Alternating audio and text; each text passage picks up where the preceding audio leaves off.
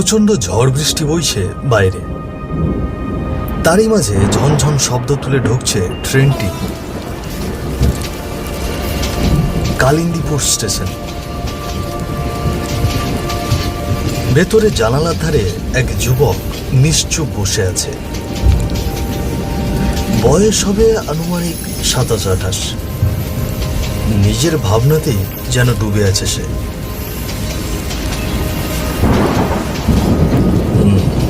আমার নাম অনিকেত, পেশায় আমি একজন ডাক্তার। গতকালই একটা চিঠি পেয়েছিলাম, খবর এসেছে হঠাৎ আমার মেসো গুরুতর অসুস্থ হয়ে পড়েছে।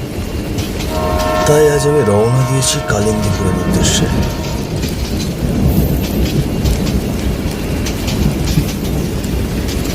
একই রাত তো বাজে 11টা। এই সময় পুরো স্টেশন ফাঁকা হয়ে আছে। তার উপর বাইরের ঝড় বৃষ্টির বেগ তো বেড়েই চলেছে। যদি এখন কোনো গাড়ি না পাই তাহলে তো ভীষণ বিপদে পড়তে হবে। আচ্ছা দেখি সামনের দিকে এগিয়ে যাই।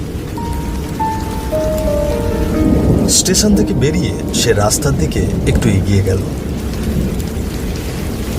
কিন্তু আশেপাশে একটিও রিক্সা চোখে পড়ল না। তার মুখ গম্ভীর হয়ে চিন্তার ছায়ায় ঢেকে গেল। কি বিপদে পড়লাম, চারপাশে একটাও রিক্সা নেই। না, এই রাতে এক জায়গায় দাঁড়িয়ে থাকাটা ঠিক হবে না। চিন্তাময় মনে অনিকেত আবারও সামনের দিকে এগোতে লাগলো। চারিদিকে ঘন অন্ধকার, রাস্তার পাশে তাল গাছগুলো ঝোড়ো বাতাসে দুলছে। ঝমঝম করে বৃষ্টি নামছে, আর দূরে কোথাও উক্কা হুয়া করে শিয়ালের ডাক ভেসে আসছে।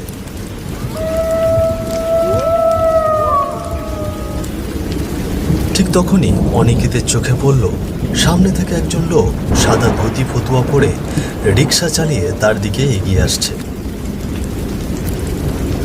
অন্ধকারের মাঝে সেই সাদা পোশাক যেন এক অদ্ভুত রহস্যময় পরিবেশ তৈরি করেছিল। মনে হচ্ছে সত্যি একজন রিক্সা চালিয়ে আসছে, কিন্তু তার গায়ে যে সাদা ধুতি ফতুয়া, এই অন্ধকারে তা কেমন যেন অস্বাভাবিক মনে হচ্ছে। যাক, একটু দাঁড়িয়ে থাকি, যদি রিক্সা হয় তবে উঠে পড়ব। কিছুক্ষণের মধ্যেই রিক্সাওয়ালাটি অনিকেতের সামনে এসে রিক্সা থামালো। তার ঠোঁটে ফুটে উঠল অদ্ভুত এক রহস্যময় হাসি, যা দেখে অনিকেতের বুকের ভেতর কেমন যেন শীতল স্রোত বয়ে গেল। কি ব্যাপার, আপনি এইভাবে হাসছেন কেন? বাবু, আপনাকে দেখেই হাসিটা বেরিয়ে এলো। এমন ঝড় বৃষ্টিতে ভিজে কাকের মতো দাঁড়িয়ে আছেন। তবে সাবধান, এত রাতে গ্রামের পথে একা হেঁটে বেড়ানো মোটেই ভালো না, আর এমনটি কখনো করবেন না। তোমরা গ্রামের মানুষও বটে, এখনো রাতে গ্রামের পথে চলতে ভয় পাও? আচ্ছা ছাড়ো, আমি পাঁচুর মোড়ে যেতে চাই, আপনি কি যাবেন? উঠে পড়ুন। অনিকেত রিক্সায় উঠে পড়ল। রিক্সাওয়ালা ধীরে ধীরে বৃষ্টির ভেজা পথ ধরে রিক্সা টেনে নিয়ে যেতে লাগল। ঝড়ের তীব্রতা এখন কিছুটা কমেছে, তবে রাস্তা যেন একদম নিঃসঙ্গ শ্মশানের মতো খুঁতখুঁতে নীরবতায় ঢেকে গেছে।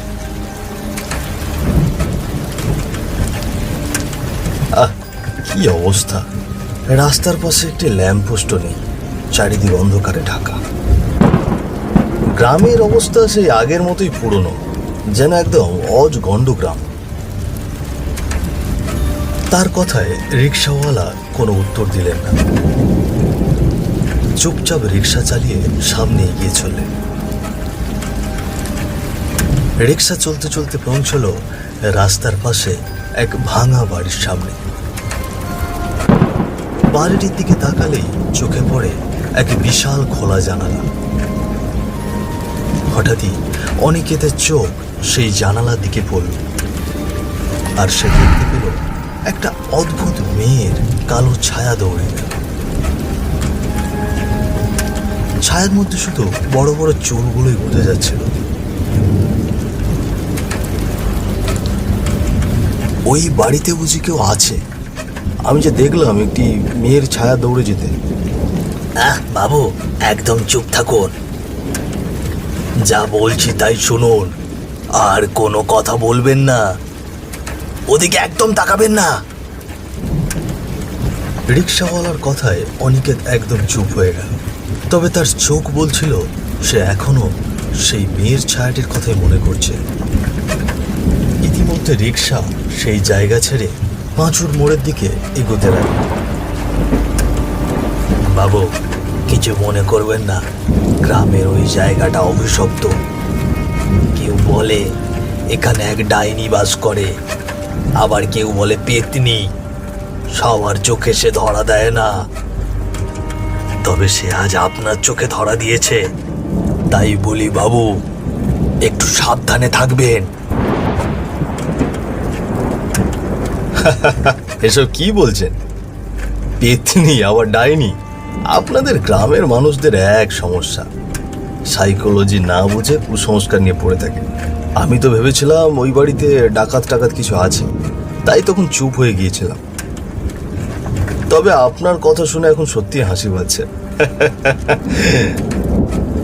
হাসবেন না বাবু, একদম হাসবেন না।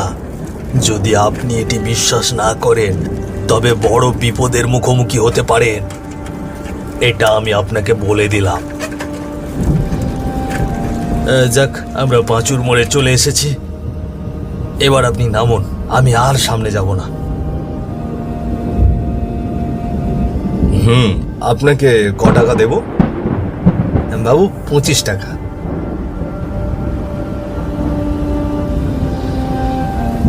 রাত আনুমানিক 2টো।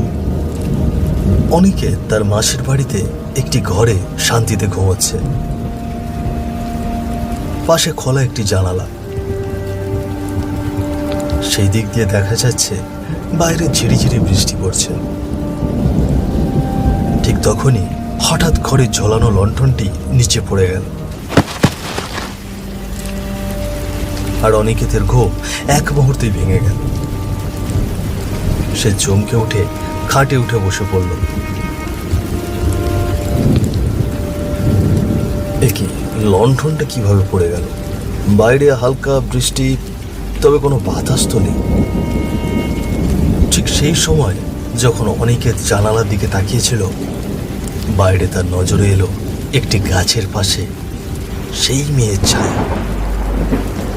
ছায়াটি হাত তুলে ইশারা করছে, যেন তাকে ডাকছে। আরে এ কি? এ তো স্পষ্ট সেই মেয়েটার ছায়া।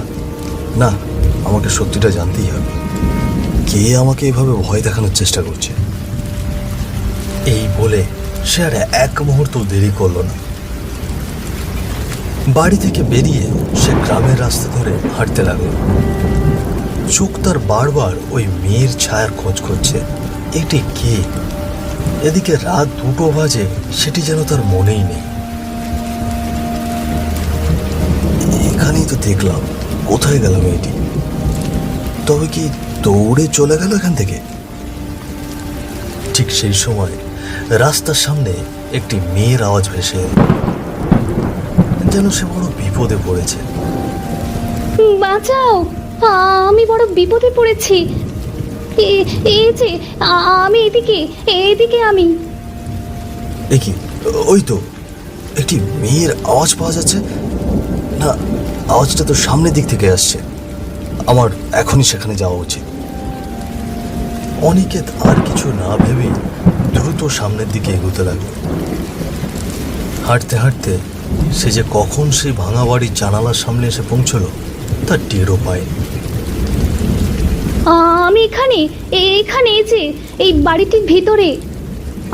আমাকে এখান থেকে মুক্ত করো আমাকে। আওয়াজটি শুনে সে একদম ভাঙা বাড়িটির জানালার কাছে চলে গেল। ঠিক সেই সময় পেছন থেকে আরো একটি আওয়াজ শোনা যাচ্ছে। বাবা অনিকে, ওইদিকে যাস না বাবা, তাড়াতাড়ি ফিরে আয় বলছি, এখনই ফিরে আয়। সে এসে গেলে যে আর রক্ষে নেই।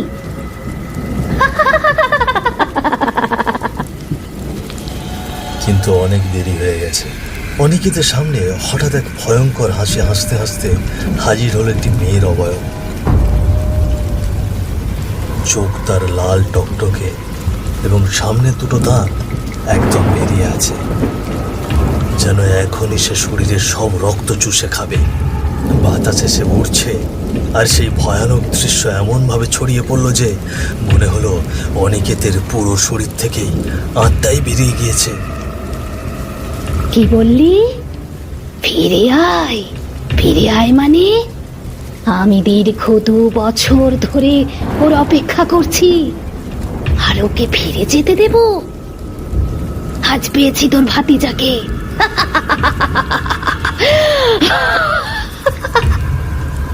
আজ পেয়েছি, পেয়েছি। এই কথা শুনে অনিকেতের মাসি কান্না ভেজা চোখে অনিকেতের পাশে এসে দাঁড়ালো। কেন রে বাবা, তুই এখানে রাতের বেলা এলি? গ্রামের কেউ এখানে আসে না রে। কি জানি কোথা থেকে এই পেতনি এখানে এসে বাসা বেঁধেছে। কোনো ডাক্তার যদি ভুলেই এই পথের কাছে আসে তো এই পেতনি তাকে মেরে ফেলে। আর আর আজ তুই নিজেই ওর শিকার। এসব কি বলছো মাসি? আমাকে কেন মারবে? আমি কি করেছি? তোর মাসি ঠিকই বলেছে, আজ তুই আমার শিকার, আর আমার মুক্তির কারণও তুই। তোর জন্যই একের পর এক ডাক্তার আমার হাতে মারা গেছে, শুধু তোর অপেক্ষায়। আজ তোকে আমি পেয়েছি, আজ আমার প্রতিশোধ শেষ হবে, শেষ হবে আমার প্রতিশোধ। প্রতিশোধ? অপেক্ষা? এসব কি বলছো? কি করেছি আমি তোমার? কি করেছিস?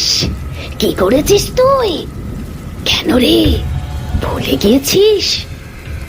আজ থেকে 2 বছর আগের ঘটনা।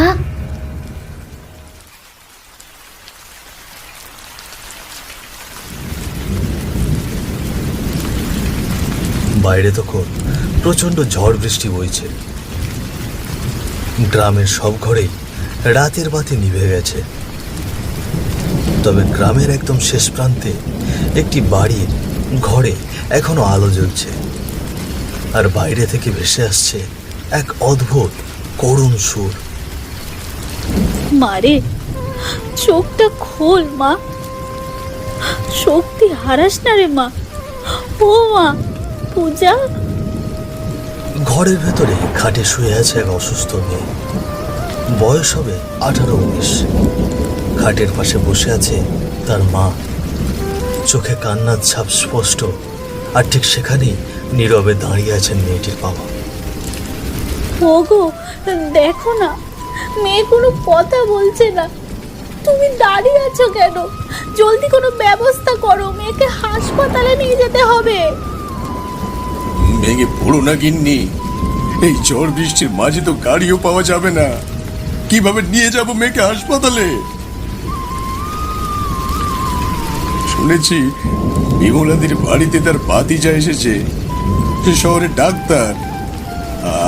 আমি বরং ওখানে গিয়ে তাকে ডেকে নিয়ে আসি। তাই যাও গো, তাড়াতাড়ি ডেকে নিয়ে আসো।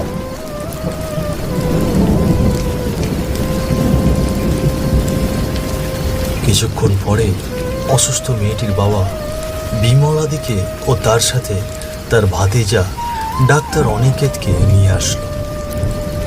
তার হাতে ছিল একটি ব্যাগ, সেখানে সম্ভবত ঔষধপত্র রয়েছে। এই যে বাবা, এই দিকে আসো, দেখো না আমার মেয়েটা কিছু বলছে না। আচ্ছা, আপনারা একদম টেনশন করবেন না, আমি দেখছি আপনার মেয়ের কি হয়েছে।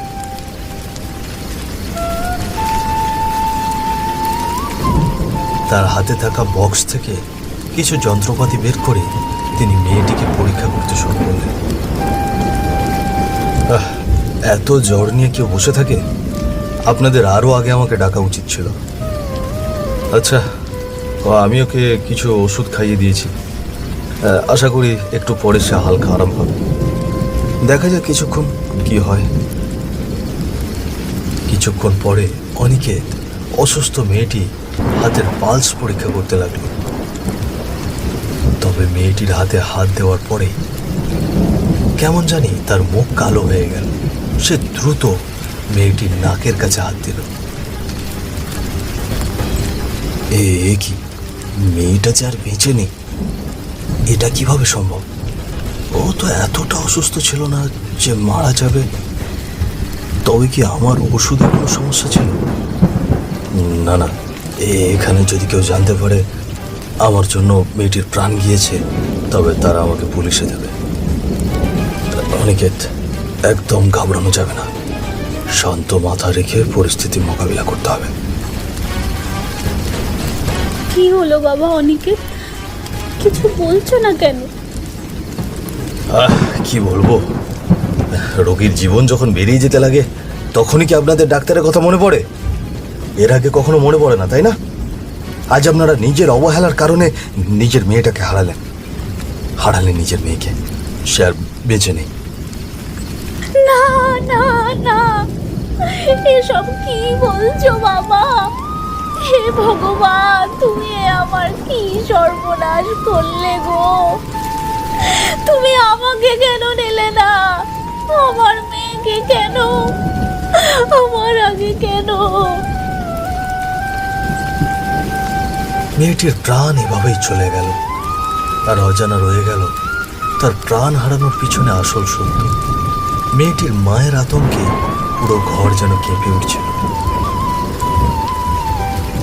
আর এভাবে তুই নষ্ট ওষুধ দিয়ে আমার জীবনটাকে শেষ করে ফেললি, আমাকে মেরে ফেললি তুই।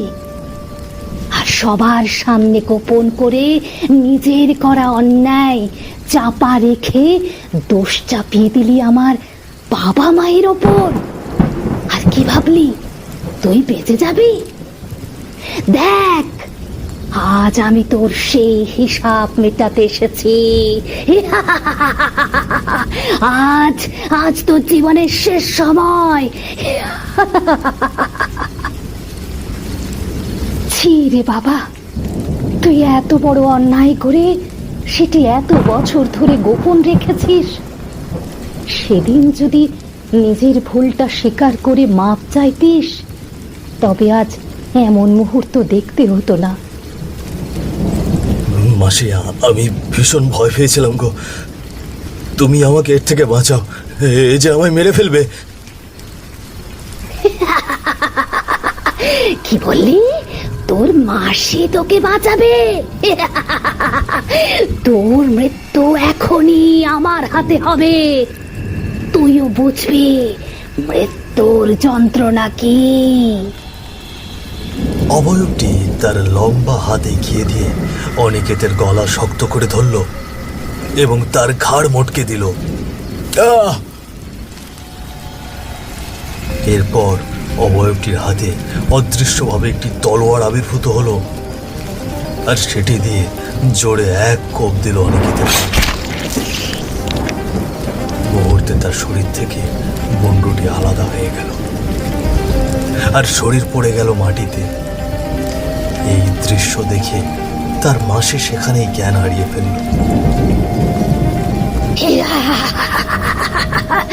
ভুল চিকিৎসা করে অন্যের জীবন আর নষ্ট করবি? নে, আজ তোর জীবনও আমি চিরতরে শেষ করছি।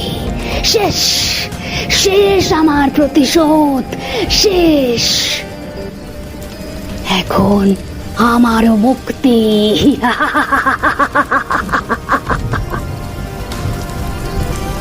তারপর মেয়েটির অবয়ব হাসতে হাসতে ধোঁয়াশার আভায় আবির্ভূত হয়ে সেখান থেকে অদৃশ্য হয়ে গেল।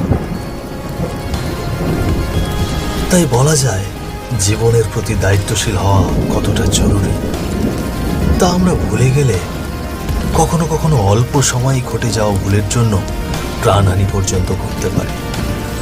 অনিকেতের গল্প আমাদের মনে করিয়ে দেয় সতর্কতা, দায়িত্ববোধ এবং সঠিক চিকিৎসার মূল্য কতটা অপরিসীম।